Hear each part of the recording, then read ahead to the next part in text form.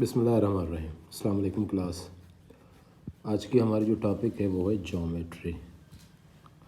لفظ جیومیٹری سننے کے بعد بہت سارے ڈیفینیشن ہمارے دماغ میں ادھر ادھر گھومنے لگتی ہے، مگر آج ہم جو ہے نا اسی ڈیفینیشن سے تھوڑا ہٹ کے اسٹڈی کریں گے، دیکھیں گے، کوشش کریں گے کہ جیومیٹری کے اوریجن تک جایا جائے کہ جیومیٹری کی تخلیق کیسے ہوئی، کیوں ہوئی، کہاں سے ہوئی، اور ہمارے زندگی میں واقعی جیومیٹری کا ایک بہت بڑا رول ہے۔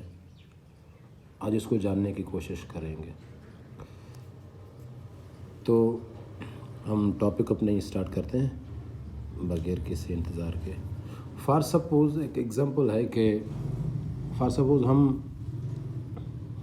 ایک پوائنٹ سے ہم چلنا اسٹارٹ کیا، ٹھیک ہے، وہاں سے ہم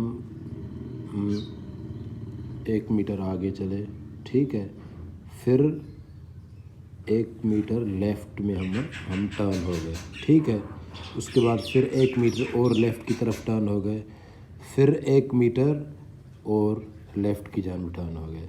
ابھی کیا ہوا، یہ ایک شیپ بن گئی۔ اب ہم وہاں پہ ہی آ گئے جہاں سے ہم نے چلنا اسٹارٹ کیا تھا، تو ابھی یہ ایک شیپ ہو گئی، ٹھیک ہے۔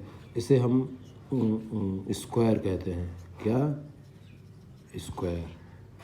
بعد میں جا کے ہم اس کے بارے میں ڈیٹیلس پڑھیں گے کہ اسکوائر کیا ہوتا ہے جیومیٹری کے ٹرمنالوجی کے مطابق، ٹھیک ہے۔ تو میرا کہنے کا مقصد یہ ہے کہ جیومیٹری ہمارے ڈیلی لائف کے ارد گرد گھومتی رہتی ہے، مگر ہم نے کبھی نوٹس نہیں کیا، ٹھیک ہے۔ یا for suppose Indus valley civilization, جو کہ دنیا میں بہت ہی مشہور ایک سویلائزیشن ہے، جو کہ راؤنڈ اباؤٹ 3 ایئرس اگو، ایک پرانی 3000 بیسیکلی، ناٹ 3 ایئرس بٹ 3000، جو کہتے ہیں کہ راؤنڈ اباؤٹ جو ہے نا 3000 سال ایک قدیمی پرانی اینشنٹ ویلی کی طور پہ جانی جاتی ہے۔ تو اگر وہاں پہ دیکھیں تو اس ویلی میں کیا ہے کہ بہت ہی زبردست بلڈنگز بنی ہوئی تھی۔ سر جان مارشل لا کے مطابق کہ جو ہے نا وہاں پہ بہت زبردست بلڈنگز بنی ہوئی تھی۔ پھر اس کے بعد روڈس تھے، ٹھیک ہے، ان بلڈنگز کی جو روف تھی وہ بہت ہی شاندار بنی ہوئی تھی۔ تو یہ جو روف ہے یہ بغیر ان کے جیومیٹری کے بغیر ان چیزوں کو پاسبل ہی نہیں ہے۔ اچھا، اس کے بعد کیا ہوا کہ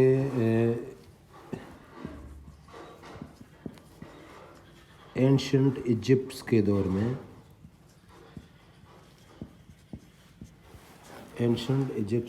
میں جو ہے نا دریائے نیل میں ہر سال ایک سیلاب آتا تھا، فلڈ کی شیپ میں ایک سیلاب آتا تھا۔ پھر اس کے ارد گرد جتنی بھی لینڈس یا ارتھ وغیرہ تھی نا، اس فلڈ کی وجہ سے ان کی جو باؤنڈریز تھی وہ ختم ہو جاتی تھی، تباہ ہو جاتی تھی۔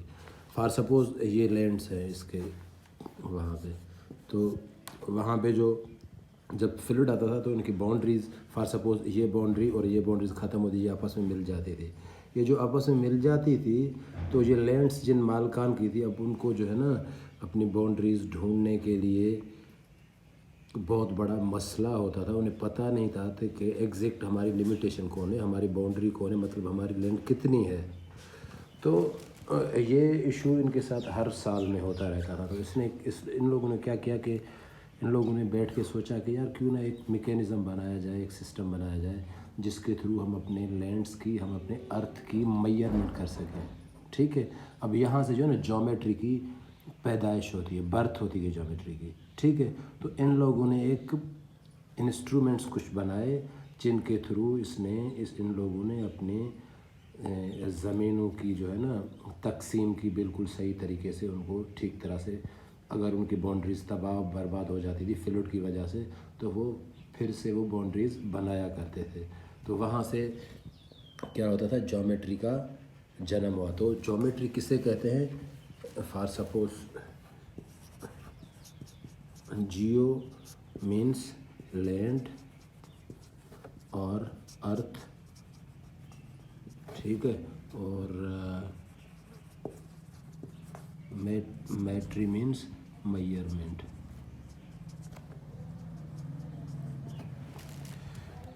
مطلب میئرمنٹ آف لینڈ اور measurement of earth is called geometry. مطلب جیومیٹری کا کانسیپٹ کہاں سے آیا؟ اینشنٹ ایجپٹ کے دور میں. کیوں آیا، اس کی ضرورت کیوں پڑی؟ کیونکہ نیل ریور میں فلڈ آنے کی وجہ سے ان کے جو ارد گرد جو زمینیں تھیں ان کی باؤنڈریز خراب ہو جاتی تھی، ان پانی کی وجہ سے بہہ جاتی تھی. پھر آپس میں زمینیں مکس ہونے کی وجہ سے اب پھر ان کو ڈسٹریبیوٹ کرنے میں دقت ہوتی تھی، کیونکہ کانسیپٹ ہی نہیں تھا تو وہ کیسے ڈسٹریبیوٹ کرتے. تو ان لوگوں نے ایک میکینزم بنایا جس کے بہاف آف پہ وہ ان کو باؤنڈریز میں تقسیم کرتے تھے. تو اس کے بعد یہ تھیوری آئی کہ میئرمنٹ آف لینڈس اور ارتھ از کالڈ جیومیٹری. اس کے بعد پھر ایجپٹ سے آئی بہت بڑا مثال جو ہے ایجپٹ میں جیومیٹری کا وہ یہ ہے کہ وہ جو پیرامڈس مشہور ہے وہ جو بنی ہوتی ہے، یہ خود ایک بہت بڑا مثال ہے جیومیٹری کا. ٹھیک ہے. اچھا، اس کے بعد کیا ہوا کہ جو ہے نا ایک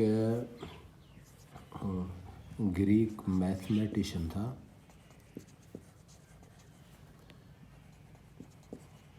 گریک میتھمیٹیشین، شاید اس کا نام یوکلین تھا. ہاں، یوکلین.